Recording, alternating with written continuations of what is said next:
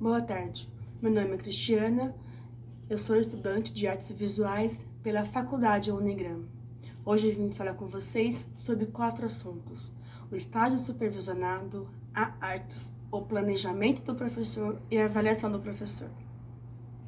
A formação do professor está por conta da universidade. A universidade é a grande instituição responsável pela formação do professor, de toda a educação básica, desde o ensino infantil até o ensino médio.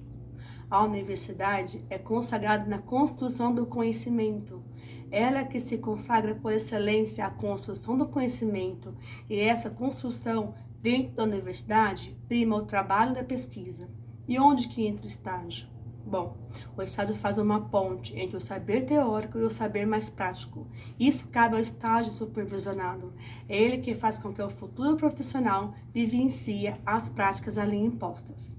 E a função principal dele é essa, de fazer essa ponte entre o trabalho indispensável em que a faculdade faz e o trabalho também indispensável em que a escola faz, oferecendo ao lugar o ambiente de trabalho típico em que o professor irá encontrar. Ele estará esperando o professor quando ele estiver pronto, quando ele estiver diplomado. A formação do professor precisa se completar com essa convivência, essa entrada na escola, que hoje é feita pelo estágio. O estágio não deve ser só um cumprimento de carga horária, mas que ele deve ser o espaço onde o estudante possa conhecer toda a rotina, como é a vida na escola e quais são as realidades que ele irá encontrar fora da universidade. O estágio se constitui num momento importante e fundamental, porque além dessa vivência de sala de aula, existe um olhar de um professor que orienta, que acompanha, que supervisiona o aluno. A arte é uma forma de desenvolvimento humano. A arte é usada como exercício da criatividade. É uma relação de amor pelo outro.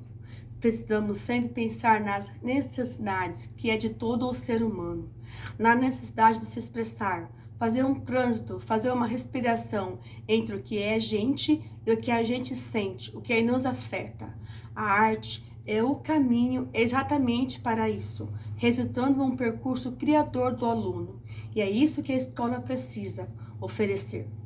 Cabendo à escola criar situações em que o aluno mergulhe numa experiência que permite com que ele se expressa e, ao mesmo tempo, sair de si. Saber ver outras dimensões que o próprio aluno não conhece. Para isso, a escola precisa organizar esse espaço. É nessa organização de espaço que temos que ter muito embate com os materiais, com todo o contato com a natureza, com os outros materiais, usando matérias disponíveis na própria escola que favoreça o aprendizado do aluno.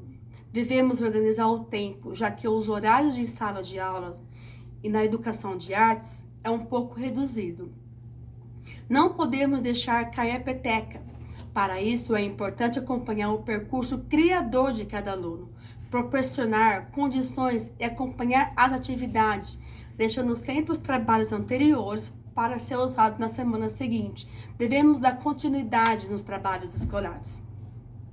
Para isso, o professor tem que estar sempre atento nas condições do aluno, nas condições do tempo que a escola dá.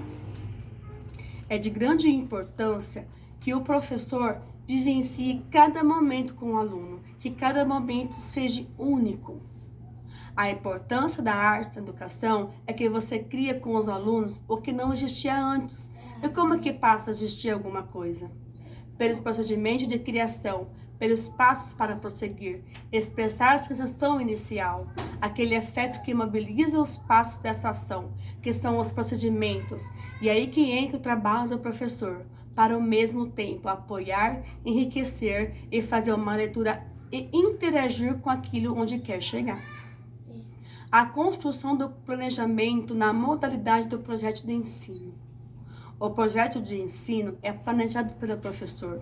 E nesse planejamento, o professor, de alguma maneira, já delimita quais são os problemas. Ele hierarquiza quais são os conteúdos que serão trabalhados. Ele delimita caminhos que já foram planejados. E, normalmente, ele deixa que todas as informações e os conhecimentos reais sobre o mesmo no projeto de ensino, o aluno E nesse projeto de ensino, o aluno é um coadjuvante. Ele precisa participar do projeto que o professor planejou. Em alguns momentos, ele pode fazer alguns questionamentos, ele pode fazer alguns tipos de pesquisa, ele pode resolver um problema novo que apareceu, que ele trouxe de casa para ser discutido em sala de aula. Ele pode se interagir com a sala, mas principalmente o professor que delimita as regras. Então, o professor pode ou não dar a abertura para que o aluno, para que os alunos se expressam de uma forma abrangente em sala de aula. Então, o professor pode ou não dar a abertura para esses alunos, dependendo de como ele planejou isso e de qual é a flexibilidade ou não que o professor irá dar ao projeto. Geralmente, os projetos se pressupõem em um trabalho com conteúdos conceituais, sem ter um conteúdo da disciplina, em um planejo, em um projeto de ensino para se tratar com aqueles conteúdos. Então, o aluno, ele é coadjuvante.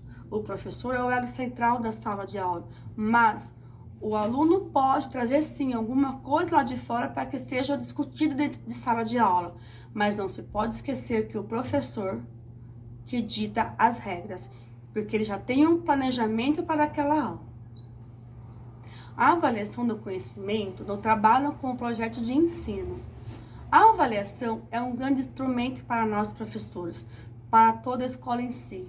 A gente precisa muito desse diagnóstico para prosseguir e para dar continuidade às ações.